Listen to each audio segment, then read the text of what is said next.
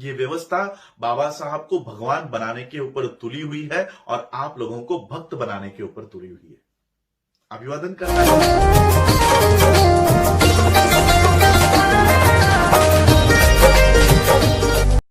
विश्व के सभी मेरे साथियों को राजरत्न अंबेडकर की ओर से जय भीम, नमो बुद्धाय। डॉक्टर बाबा साहब अंबेडकर जी के 64वें महापरिनिर्वाण दिन के अवसर पर डॉक्टर बाबा साहब अंबेडकर जी के विचारों को मैं त्रिवार अभिवादन करता हूं। We are the worst followers of the ever best leader in this world. हम इस दुनिया के सबसे बेहतरीन, सबसे अच्छे, सबसे बढ़िया लीडर के सबसे घटिया अनुयायी हैं। यह बात मैं इसलिए कह रहा हूं, हर साल डॉक्टर बाबा साहब अंबेडकर जी को अभिवादन करने के लिए 6 दिसंबर को, 2 दिसंबर से ही मुंबई में, दादर में भारत भर से ही नहीं तो दुनिया भर से लोग डॉक्टर बाबा साहब अंबेडकर जी को अभिवादन करने के लिए आ जाते हैं। इस साल कोरोना महामारी की वजह से महाराष्ट्र शासन ने चैत्य भूमि को बंद रखने के आदेश दिए हैं और इसलिए इस साल चैत्य भूमि पर डॉक्टर बाबा साहब अंबेडकर जी को अभिवादन करने की मनाही है और इसीलिए महाराष्ट्र शासन ने एक उपक्रम चलाया है और उन्होंने ये अपील की है कि इस साल आप डॉक्टर बाबा साहब अंबेडकर जी को अभिवादन करने के लिए नहीं आ सकते हो, इसलिए एक पोस्ट कार्ड चैत्य भूमि में भेजे और लाखों लोग टूट पड़े हैं, बाबा साहब के नाम से पोस्ट कार्ड चैत्य भूमि पर भेज रहे हैं। थोड़ी देर के लिए ये विचार कीजिए, ऐसा सोचिए कि डॉक्टर बाबा साहब अंबेडकर जीवित है। क्या डॉक्टर बाबा साहब अंबेडकर चाहते कि आप लोग बाबा साहब के मूवमेंट को पोस्ट कार्ड तक सीमित रखें? आज ये व्यवस्था आपको पोस्ट कार्ड मंगवा रही है, कल वो कहेंगे कि एक पन्ने के ऊपर 100 बार जय भीम लिखकर पानी में बहाओ, तो क्या आप उसके ऊपर काम करना शुरू कर दोगे? और इसलिए मैंने ये कहा कि we are the worst followers of the ever best leader in this world. Doctor Baba Saheb Ambedkar जी को अभिवादन करने के लिए अगर आप नहीं आ सकते हो तो इसका मतलब बाबा साहब को भगवान बना दो। यह व्यवस्था बाबा साहब को भगवान और आप लोगों को भक्त बनाने के ऊपर तुली हुई है। मैं आप लोगों को फिर से एक बार यह चेतावनी देना चाहता हूं, आगाह करना चाहता हूं कि जिस दिन आप डॉक्टर बाबा साहब अंबेडकर जी को भगवान बना दोगे, उसी दिन बाबा साहब के सभी काम खत्म हो जाएंगे। यह व्यवस्था बाबा साहब को भगवान बनाने के ऊपर तुली हुई है और आप लोगों को भक्त बनाने के ऊपर तुली हुई है। अभिवादन करना है तो जिस दिन अभिवादन करने की बारी आएगी उस दिन पीछे मत हटना। अभिवादन करना है। डॉक्टर बाबा साहब अंबेडकर जी का महापरिनिर्वाण, देखिए कितने सारे फोटोज मैंने देखे हैं कि बाबा साहब अंबेडकर जी के फोटो के नीचे उनकी बर्थ डेट लिखी जाती है, 14 अप्रैल 1891 और डैश जहां पर उनका महापरिनिर्वाण होता है तो वो तारीख लिखी जानी चाहिए, लेकिन वहां पर लिखा जाता है टिल डेट। यानी बाबा साहब आज भी हमारे बीच है। उनके विचारों के माध्यम से, संविधान के माध्यम से, उन्होंने दिए हुए हक और अधिकार के माध्यम से आज भी हम लोगों में जीवित है। आज भी बाबा साहब की मूर्तियों को तोड़ा जाता है। क्यों? क्योंकि आज भी बाबा साहब डटकर हमारे लिए खड़े हैं, इसलिए तो बाबा साहब की मूर्तियों को तोड़ा जाता है। मरे हुए इंसान के मूर्तियों को तोड़ते हुए आपने कभी देखा है? काल्पनिक लोगों के, देवी देवताओं की मूर्तियों को तोड़ते हुए आपने कभी किसी को देखा है? बाबा साहब की मूर्तियों को इसलिए तोड़ा जाता है क्योंकि dead Ambedkar is more dangerous than live Ambedkar. और इसलिए इस व्यवस्था को बाबा साहब को वो पचा नहीं पा रही है, इसलिए वो बाबा साहब को हाईजैक करना चाहती है।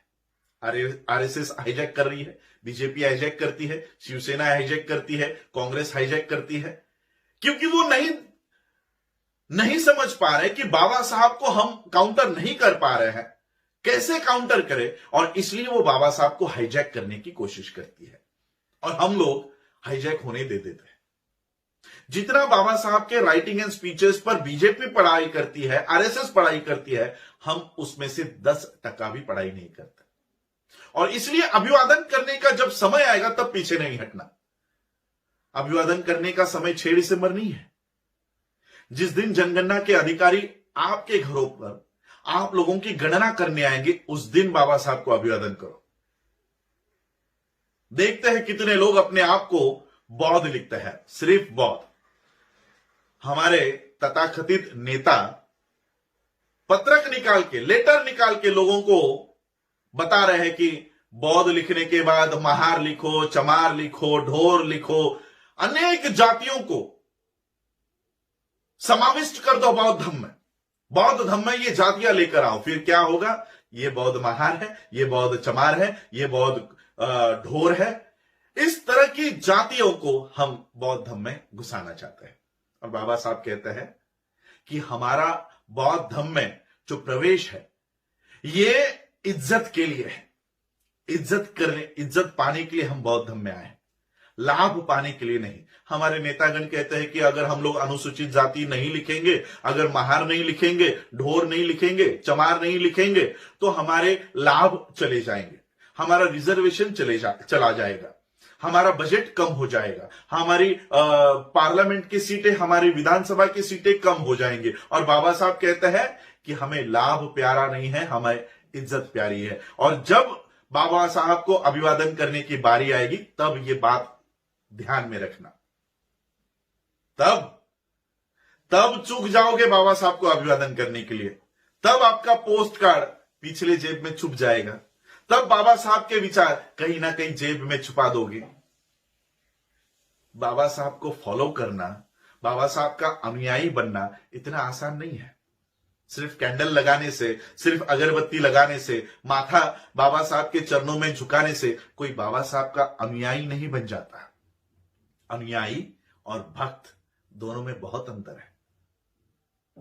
ये जो काम करता है ये भक्त करता है, अनुयायी बाबा साहब के कदमों के ऊपर चलकर बाबा साहब का अनुकरण करता है। और इसलिए आज ये वीडियो मैं इसलिए बना रहा हूं कि हमें बाबा साहब का अनुयायी बनना है, हमें बाबा साहब का फॉलोअर बनना है, हमें बाबा साहब का भक्त नहीं बनना। बाबा साहब ने कहीं नहीं कहा कि आओ मेरी पूजा करो।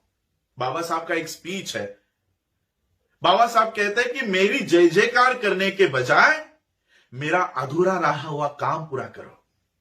बाबा साहब को सिर्फ राजनीति तक मर्यादित मत रखो। बाबा साहब कहते हैं कि लोकतंत्र तब तक यशस्वी नहीं होगा जब तक सामाजिक और आर्थिक उत्थान नहीं होगा। तो बाबा साहब को सामाजिक और आर्थिक आंदोलन का, बाबा साहब का आंदोलन क्यों नहीं हम लोग खड़ा करते? और इसलिए बाबा साहब को अभिवादन करने के लिए बाबा साहब के विचारों के ऊपर चलना बहुत जरूरी है। अभिवादन करने का समय आएगा, और जिस दिन आएगा उस दिन आप लोगों को अभिवादन करना है। सिर्फ बौद्ध लिखो।